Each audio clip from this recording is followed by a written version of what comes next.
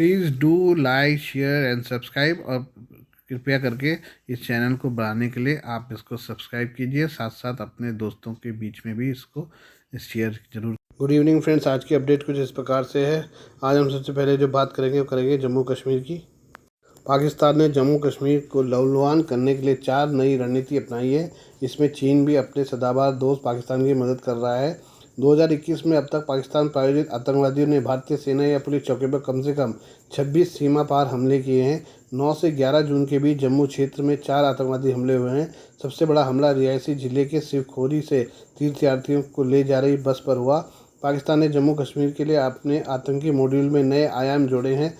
सबसे पहले इसने ऑपरेशन के क्षेत्र को कश्मीर से जम्मू संभाग में स्थानांतरित कर दिया है, जिसमें पुंछ, राजौरी, कठुआ, डोडा, रियासी को लक्षित स्थान बनाया गया है। दूसरा, उनकी गुरिल्ला रणनीति में एक नया बदलाव आया है, जिसमें घने जंगलों में गुफाओं और गहरी दरारों को छिपने के स्थानों के रूप में उपयोग करना शामिल है।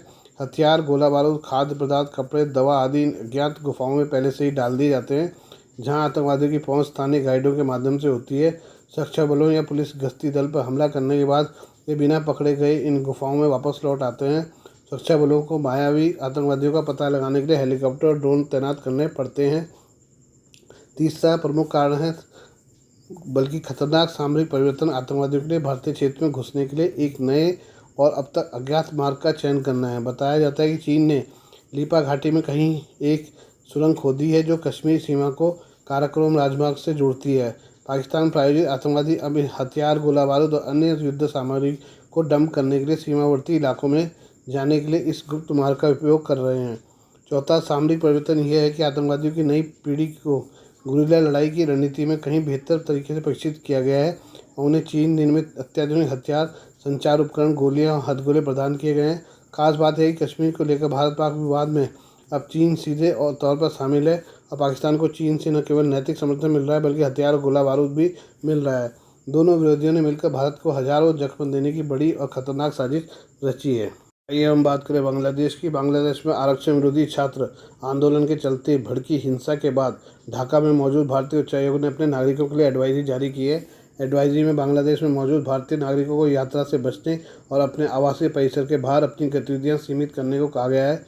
बांग्लादेश में नौकरियों में कोटे के खिलाफ छात्र उग्र प्रदर्शन कर रहे हैं। गुरुवार को प्रदर्शनकारियों में बांग्लादेश बंद का आह्वान किया गया है। भारतीय दूतावास ने कहा कि बांग्लादेश में चल रही स्थिति को देखते हुए बांग्लादेश में रहने वाले भारतीय समुदाय के सदस्यों और छात्रों को यात्रा से बचने और अपने आवासीय परिसर से बाहर कम से कम आने जाने की सलाह दी जाती है। दूतावास ने किसी भी सहायता के लिए 24 घंटे जारी रहने वाला आपातकालीन नंबर भी दिए हैं। भारतीय नागरिक उच्चायोग ढाका के नंबर +88019374000591 और भारतीय सहायक उच्चायोग चटगांव +880146546797/+880181465499 पर संपर्क कर सकते हैं। नौकरियों में आरक्षण को समाप्त करने की है मांग। बांग्लादेश में छात्र प्रदर्शनकारी सरकारी नौकरियों में कोटे को समाप्त करने की मांग कर रहे हैं और इस सप्ताह हुई घातक झड़पों के बाद देशव्यापी बंद का आह्वान किया गया है। हिंसक प्रदर्शनों में जिसके परिणामस्वरूप 6 लोगों की मौत हो गई, सैकड़ों लोग घायल हुए हैं। 17 करोड़ की आबादी वाले बांग्लादेश में बेरोजगारी की दर बहुत ज़्यादा है। बांग्लादेश में सरकारी नौकरियों में 30% सीटें 1971 के स्वतंत्रता संग्राम में लड़ने वाले सेनानियों के लिए आरक्षित हैं, जिसे लेकर युवाओं में भारी गुस्सा है और इसे समाप्त करने की मांग कर रहे हैं।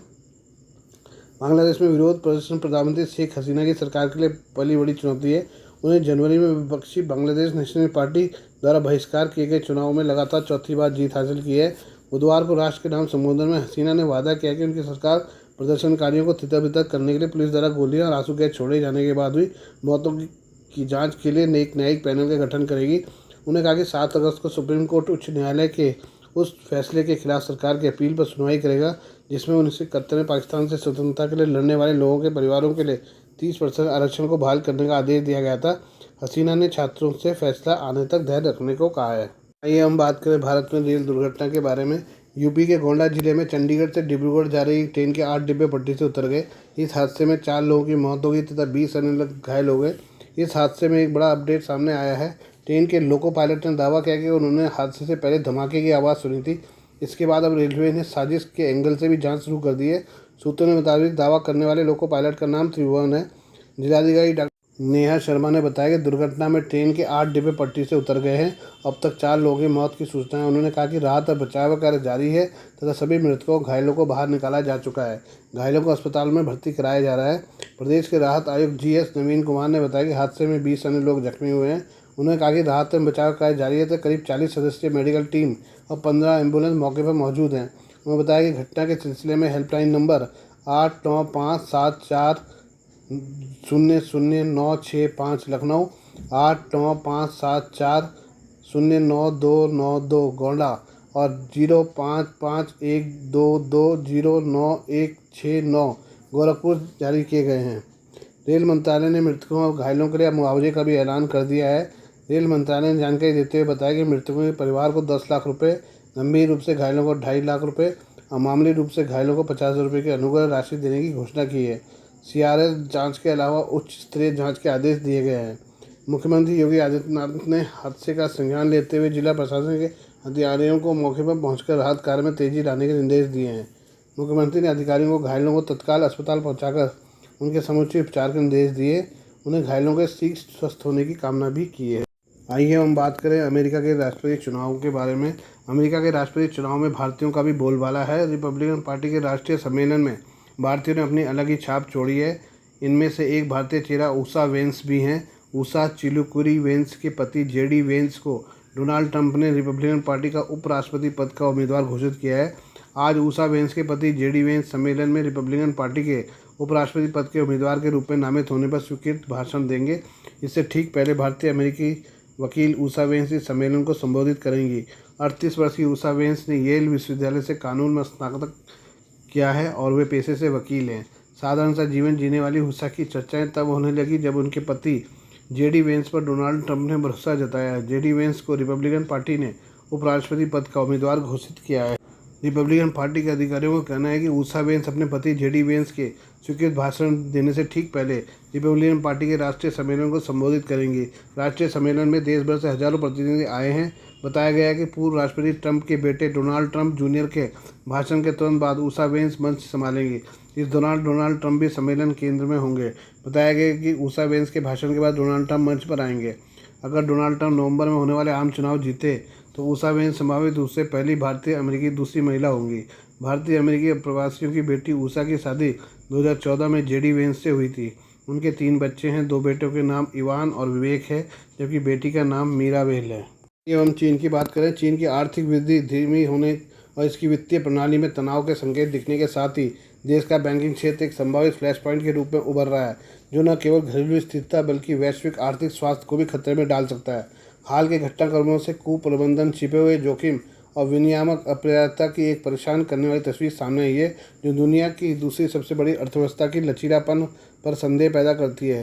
चीन के बैंकिंग संकट के केंद्र में छोटे ग्रामीण बैंकों का एक विशाल नेटवर्क है, जो लंबे समय से अपने बड़े सरकारी स्वामित्व वाले समकक्षों की छाया में काम कर रहे हैं। ग्रामीण चीन में फैले लगभग 3800 ऐसे संस्थानों के साथ इन बैंकों के पास सामूहिक रूप से 55 ट्रिलियन युआन $7.5 ट्रिलियन की संपत्ति है, जो देश की कुल बैंकिंग प्रणाली का 13% है। हालांकि ताकत का स्तंभ होने से बहुत दूर, यह खंड एक टाइम बम बन गया है।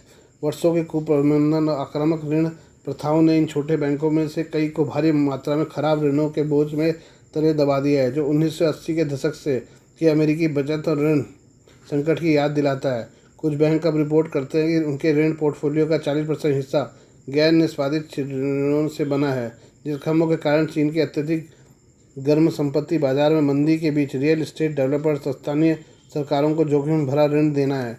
चीन के नियामक, जिनकी ढीली निगरानी के लिए आलोचना की जाती है, अब नतीजों को रोकने की रणनीति के रूप में जल्दी से समेकन का पीछा कर रहे हैं। यह दृष्टिकोण कमज़ोर बैंकों को मजबूत बैंकों के साथ विलय करने के लिए मजबूर करता है, जिसका उद्देश्य बड़े अधिक स्थिर संस्थान बनाना है। अब चीन के पास कोई विकल्प नहीं है कि वो छोटे बैंकों को बड़े बैंकों में विलय कराए। आज के लिए बस इतना ही। बाकी मिलते हैं कल आपसे नई खबरों के साथ। धन्यवाद।